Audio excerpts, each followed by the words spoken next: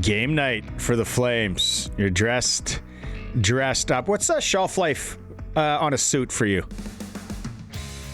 Oh, good question. Yeah, I don't know, 3, 4 years.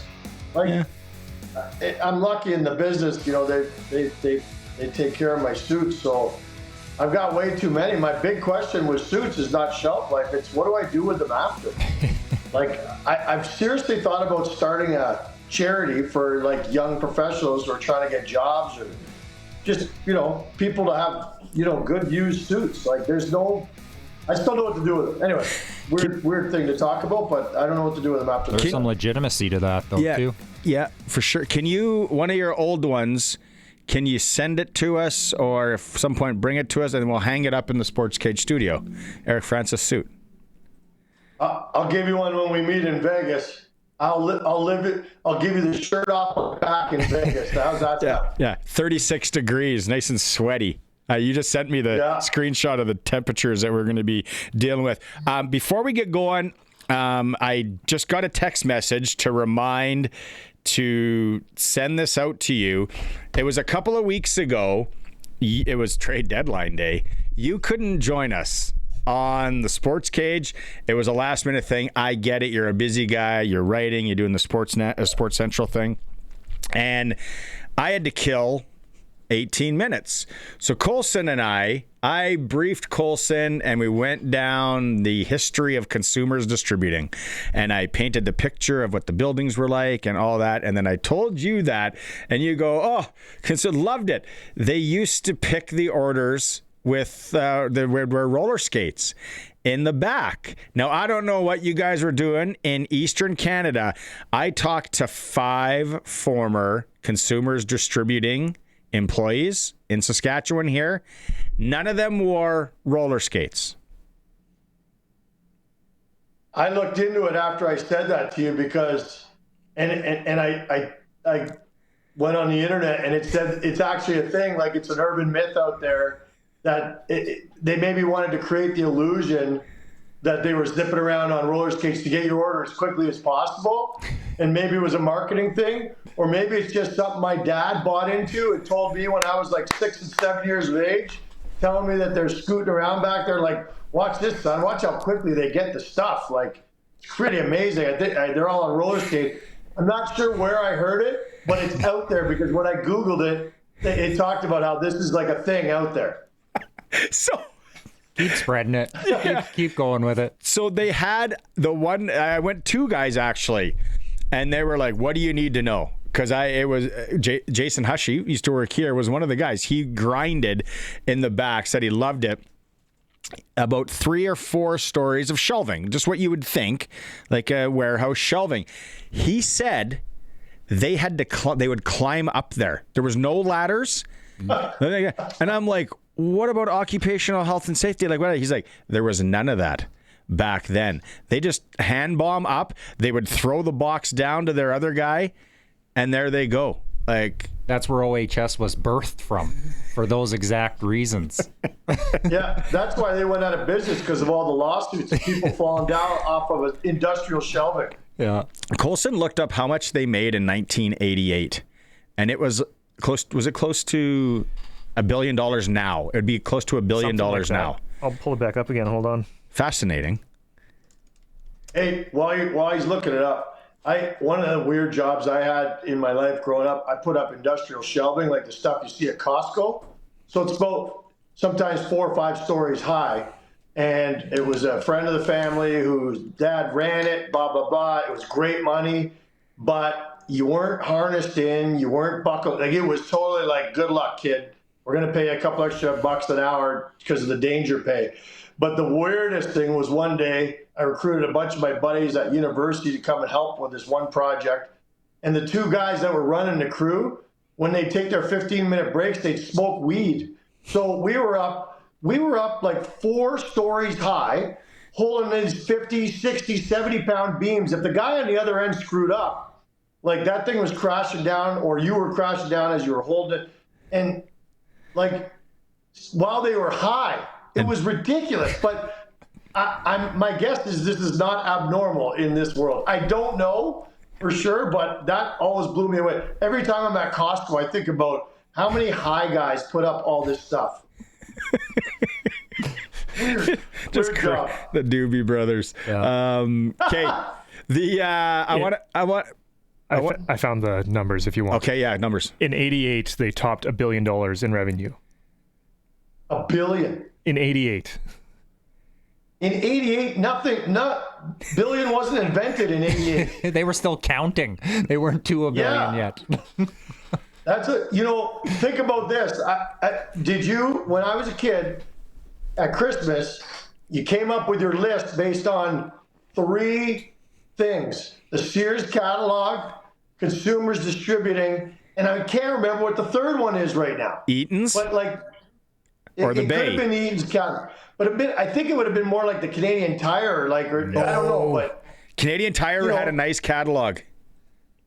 yeah, right? And still the Canadian Tire flyer every week is still required reading for every Canadian, as far as I'm concerned. That's still a staple in my life. You can never have too many indoor grills. No. It's like, oh, they're on sale. We better go get one. We need a third. Okay, let's talk some hockey here. World Cup of Hockey. It's coming. You kind of broke it. You knew that it was coming. You and Gary had a lunch, but Calgary's getting all the preliminary games, and then things are shifting up to Edmonton. Did you think that was always going to be how it was going to go down, or was the new barn in Calgary maybe get some of the finals? Yeah, both cities submitted. There were 28 cities that submitted bids to host, 18 in North America and 10 in Europe. And 2 of them, Calgary and Edmonton, put in separate bids, but apparently they both put in the caveat at the bottom, basically, if you think that it would strengthen our bid, we'd be happy to partner with our friends north or south of us here. There's different, I literally talked to the premier the other. Oh, is he going to blame that one on us? Because he's at home. When he was in Manhattan, it was our internet that cut out and our shoddy craftsmanship. This is on him. Someone's listening in. As soon as he said he was with the premier, he got cut off. Danielle Smith. Doesn't want any of that. Street toughs came on. Colson, you figured you got him back? That's on you. That's not us. Well, it's your system. If someone calls my phone, it shouldn't cut out every time, but that's what happened. I got a phone call. I'm like, well, here we go. I'm done. I'm going to buy you a laptop from Consumers Distributing, so you can do this on a laptop, not your phone. Yeah, page 37. That's where the laptops are. Anyway, I talked to the premier, and I think basically what happened was Edmonton submitted a bid, and it went to the province and said, hey, can we get some help, with the bid? And they said, yeah, I'll give you $15 million if you work with Calgary.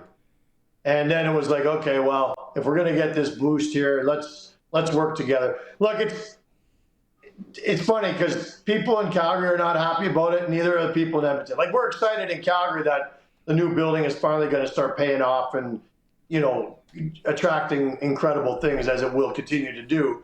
But to have to share it with your heated rival is not ideal. People here are pissed off a little bit, why couldn't we just, Edmonton's hosted the bubble, Stanley Cup finals, it hosts the World Juniors, enough. But my theory is the league is just trying to do everything it can to finally give Connor McDavid a chance to win a championship on his home ice in some fashion. It's the only chance they got moving forward. So there you go. I love it. Smoke that, Edmonton. Yeah. Hey, switching over to the NHL, I've got a question for you about the Flames after, but I'm just curious your general thoughts. It's an interesting way that the NHL has been set up this year, East versus West, right? So in the Eastern Conference, you have teams that are dead to rights, like the Leafs and Florida, and then they're out of the playoffs and kind of playing out the string. If they were in the West, they'd be 2 points out of a playoff spot. So there's lots of discrepancy between the bottom end of the standings here, and I know that there's always differences in divisions, and sometimes a division leader ends up having not as many points as the wild card person, but I don't ever recall in recent years seeing this much a difference between the Western Conference and the Eastern Conference when it comes to that bottom end of the standings. Well, I'll counter that by pointing out that last year the Calgary Flames had 96 points and missed the playoffs. Mm-hmm. That was better than two teams that made the playoffs in the East. Like Montreal finished below Calgary, and so did, I think Florida only finished 2 points ahead of the Flames and won the cup. Right. So, on an annual basis, you're going to have variances, discrepancies, imbalances, however you want to put it. What's more, I think a bigger talking point around the league is what's happening in the Central Division here in the West, where you got Dallas, Colorado, and Minnesota, three juggernauts, and one of them is going to be out after the first round, which is not ideal. But we've seen that in that Leafs division for so many years, where the Leafs were a pretty damn good team, at least in the regular season, and then they'd always have to face either Florida or Boston in the first round, and they were, dead to rights. So it changes. I saw Bill Guerin was kind of talking about how he'd like to see it change. Well, yeah, he's one of those three teams that's stuck in that logjam and probably will be for the next handful of years. So he'd like to see it change, but I think it's going to fall on deaf ears because even Bettman was asked about it at the GM meetings the other day, and he's like, yeah, these things are going to happen and the best team still wins, and to be the best, you got to beat the best, and that's the way it works. So it's not ideal, but boy, it does set up a juicy first round meeting between Dallas and Minnesota, right? Absolutely. Flames play St. Louis tonight. Mm-hmm. Just that's why you're dressed up. Woo! Just curiosity, guess on one of the aftermarket sites how much you can get into the game for. Between $22. Eric? Yeah, you know what? 22 actually sounds like a pretty good number for the press level. Seats way up top there. Okay. Honestly, I've seen it before. Colson? I'm going to go with Don. $8 for the nosebleeds. In the middle. $15 to go to an NHL hockey game tonight. Wow. Hey, you laugh. I'm a season ticket holder who never uses my tickets, right? Because I'm working the games. I bought them. I keep them. Like everybody, you keep your season tickets now because you want to stay in the queue for the new building and get good seats for that when real concerts start returning to Calgary and such. And the World Cup of Hockey. Actually, by the way, I asked the season ticket guy here in Calgary, the season ticket holders get first dibs at World Cup of Hockey tickets, and he's like, I don't know. I hope so, but it's a league-run event, so the league will get first dibs. Well, they would have to. Come on. Well, you got 14,000 season ticket holders. You're not going to be able to make them all happy, I don't think, here in Calgary, because the league's going to take a big chunk of them for players, for all sorts of things that the league wants. Anyway, $8 is funny for you, $15, but I'm a guy with season tickets who will not be able to sell a ticket from now to the end of the year. There's no chance. Now, Uyghur's coming back. I'm hoping maybe somebody might buy a ticket that night for about a third of the price of the face value. We got Tkachuk coming back on Friday. That's always fun. People love to boo Matthew Tkachuk. And then you got Nazem Kadri coming back as well. That one, actually, I think a lot of people want to go see because they also want to see McKinnon and everything. So, yeah, it's funny for you, not me. When you donate your suits, donate some tickets with the suit so they can go out and wear them. Trust me, my tickets have all been donated from now to the end of the year to Kids Up Front. It's a great charity here where underprivileged kids get to go to games. It's a great thing, and I never thought I'd have to use it all these years, but this year I've had to use it a ton because, well, the team's just not that good. You may have seen that. They're not that good. Yeah, and so in saying that, there's been some teams within that division have been able to take a little bit of a step forward with Anaheim and obviously San Jose, personal favorite of mine with Macklin Celebrini. Looks like they're going to be pretty good moving forward, hopefully. So how do you feel the Flames kind of fit into it? Obviously, this is going to be their change, but do you feel they're on the right path? We hear a little bit about some up-and-coming guys potentially in college, different prospects. Do you feel like they're going to be able to take a step forward over those coming years, or the rebuild is kind of in the right direction? Yeah, like they bottomed out now with those 2 trades that they made at the deadline. They've hit rock bottom. The lineup's the worst I've seen, and well, it's one of the worst I've ever seen. And but they have an incredible work ethic, and they do have some young pillars that are coming up through the system. Some are already on the team, some are coming. We got a college kid who showed up today. He was the highest pursued college free agent this year. The Flames got him. That's a bit of a coup. When you're the worst team in the league, or one of the worst, it's a little easier to sign college free agents because you have opportunity there, right? So they're moving in the right direction right now. They can't go any further down. So I do like their direction. The big question around here is, when's this team competitive again? When do we see a playoff game? It's probably 4 years away, in my estimation. Probably 3 or 4 years away before they make the playoffs, but. Who knows? Every once in a while, a Flames team, even if it is undermanned, manages to sneak into the playoffs and lose in the first round. So who knows? But they're moving in the right direction. There is relief in this city. People are happy that they're finally picking a lane and rebuilding, and that takes time. Okay, last thing on Western Conference. As we get down to the short strokes here, is Winnipeg going to make it? Like last night, another overtime loss to Nashville.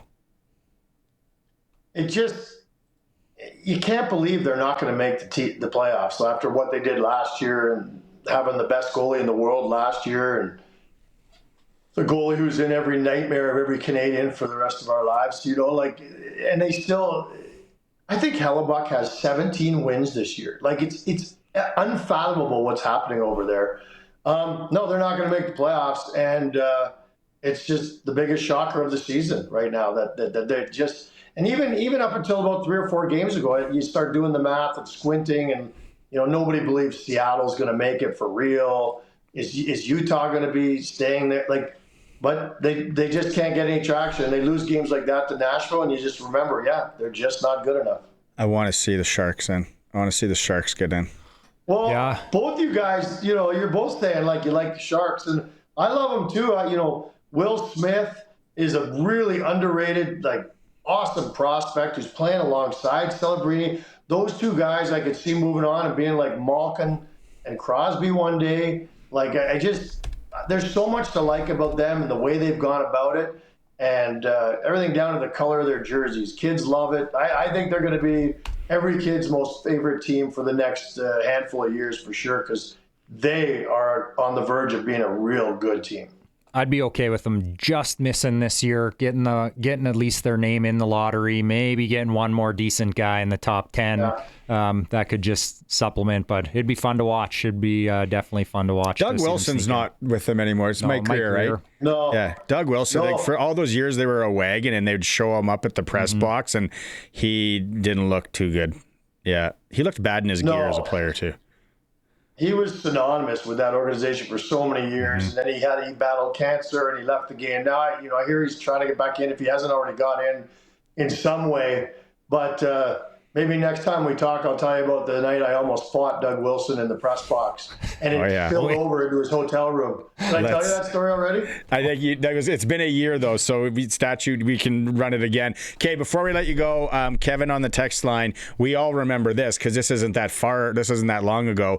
Roller skates ripping around Superstore. Oh, yeah. The Superstore employees.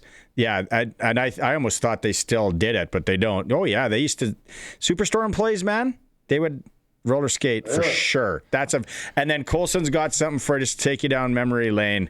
1985. Remember that? Look at that. That's Christmas right there in a book.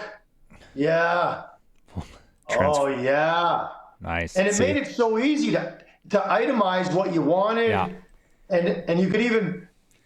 I know my wife's brother always tells this story. Like one year asked mom and dad, what would Santa give or take? What would Santa spend on us at Christmas? And the parents answered, said I don't know, $300. So he came up with a list of all the things he wanted from Consumers Distributing, and there was $12 left over, and he said he wanted that in cash. I could smell that catalog. Oh yeah. You could just takes you back. Yeah. All right. Send me a suit. Beautiful. Have fun at the game tonight. Okay. See you, boys. We'll talk soon. Thanks, Eric. Yeah.